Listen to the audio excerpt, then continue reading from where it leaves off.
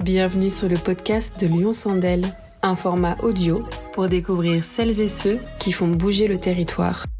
Situé en Normandie, à 1 heure de Paris et 30 minutes de Rouen, Lyon Sandel est un territoire rural qui regorge de pépites. Découvrez ces hommes et ces femmes qui forgent le quotidien de notre région.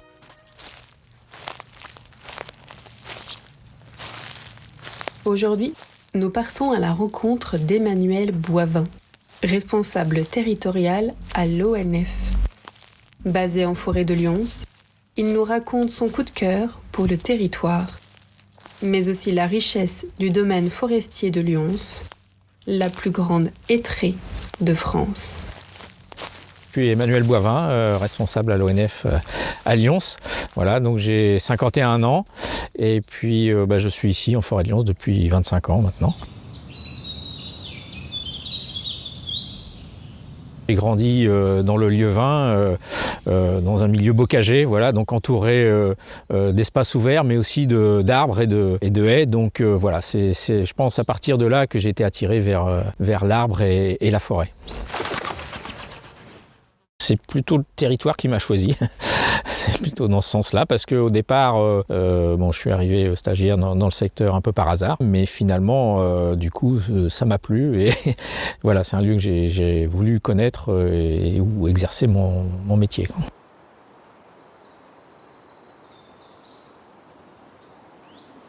La forêt de Lyons est réputée pour être une grande hêtraie, mais on a aussi de très beaux chênes de futaies qui y poussent, des bois de qualité. Et puis on a, caractéristique aussi de cette forêt, des vallons secs qui sont très riches au niveau flore, puisque sur des espaces très restreints, on va avoir une flore caractéristique des plateaux à limon, et puis des coteaux crayeux, et puis des fonds de vallon frais. Donc on peut avoir des espèces telles que la Dentera bulbii, qui est une petite cardamine qui pousse sur les coteaux. On peut voir ça du côté de Charleval, Périer-sur-Andelle. Donc c'est une espèce protégée, voilà, qui retient toute notre attention dans le cadre de la gestion.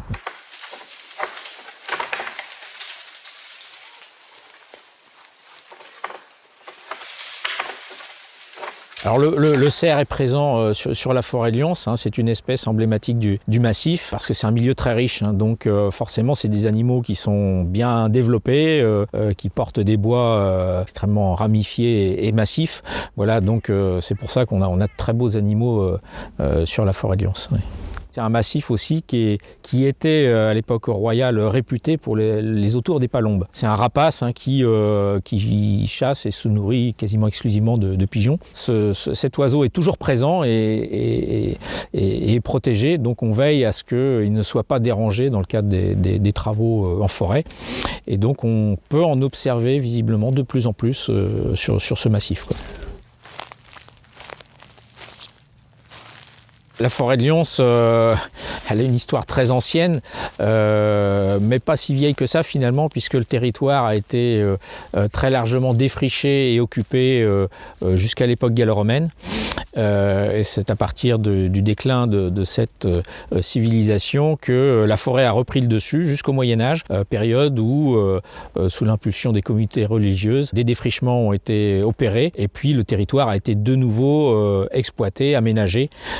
Donc ce qui fait que la physionomie de la forêt de Lyons n'a quasiment pas changé depuis le Moyen-Âge, quoi. C'était une grande forêt royale qui a attiré l'attention des rois de France pour la chasse à courre, mais aussi la gestion. On considère aujourd'hui que l'administration des eaux et forêts est née en forêt de Lyons, quasiment, par le type d'organisation qui a pu être mis en place dès le XIIIe siècle. Voilà, ensuite, c'est devenu une grande forêt de l'État à partir de la Révolution. En plaine, l'homme a toujours agi de façon importante. On parle de milieu naturel. La forêt de Lyons n'a rien de naturel. C'est l'homme qui a mis sa patte depuis des siècles.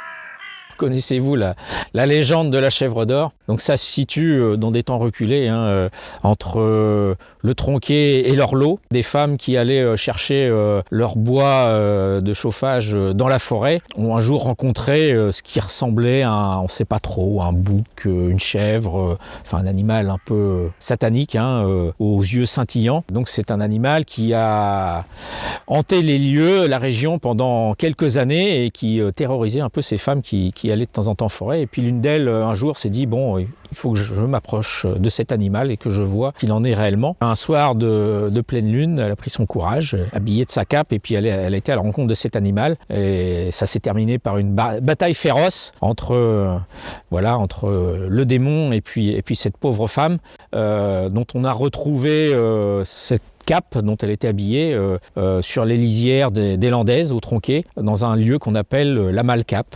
Voilà, donc on n'a plus revu cette femme, on n'a plus revu la chèvre non plus. Voilà, donc cette fameuse chèvre d'or.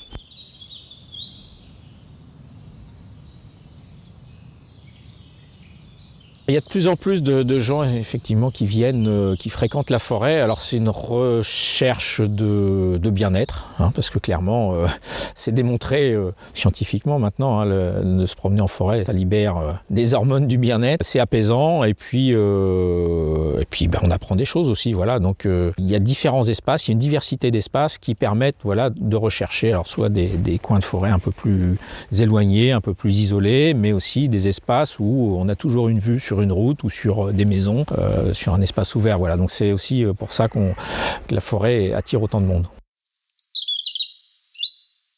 Et les endroits, on va dire, attirants en forêt, ils sont nombreux, parce que ça va dépendre de la saison, ça va dépendre de notre humeur.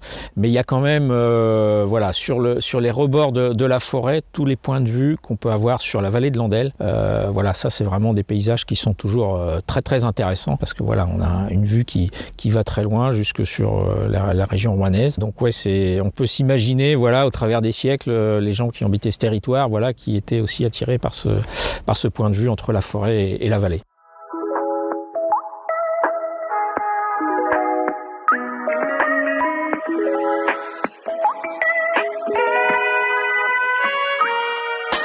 Merci pour votre écoute. On se retrouve prochainement pour une nouvelle pépite en Lyon-Sandelle. D'ici là, retrouvez l'intégralité du reportage et plus encore sur les sites cdcla.fr ou lyons-andelle-tourisme.com. À très vite.